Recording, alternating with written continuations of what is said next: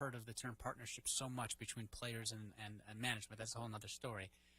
And they're going to come together for this season with the goal and objective of winning an NBA championship. Now, here's the problem with Kevin Durant.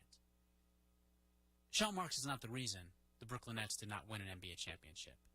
He is not to the deficit of your franchise, nor is Steve Nash, believe it or not. Although I will say what Nash does have to work on is it is too ISO-heavy in offense. The defensive, schematics I don't quite understand, and his rotation should come into question as well.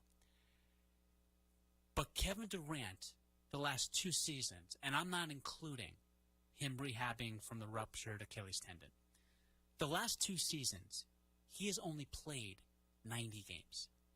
That's a huge issue.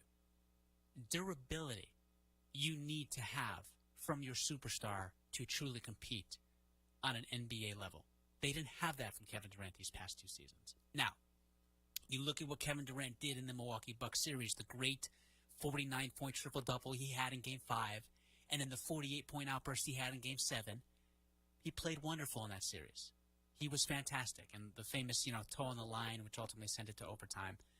But I also remember Kevin Durant going 0 for 6 in that overtime. I remember Kevin Durant very clearly getting blocked by Brook Lopez, who's not exactly the second coming of Hakeem Olajuwon. You go 0 for 6 in overtime. As the superstar of that franchise, that's on you. That's on you.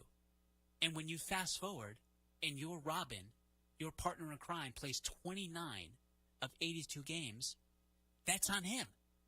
And it's on you as the franchise's best player while he's not there to some degree as well.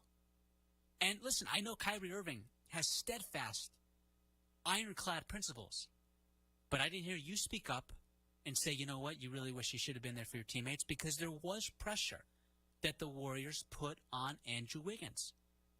Andrew Wiggins also had the same position as Kyrie Irving, which was, I'm not going to get the vaccine because of very deep-held principles and beliefs.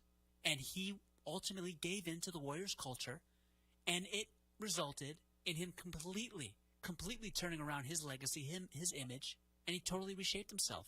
And now he's an NBA champion, and I would go so far to say Andrew Wiggins was the second best player in that NBA Finals for the Golden State Warriors. And if you look at what Kevin Durant did in the NBA playoffs in Game 1, Kevin Durant took a 3 from 30 feet out, contested by Jason Tatum, and they were up by 1 point. And they had an opportunity to go up 1-0 in terms of games in that series, and then who knows what happens.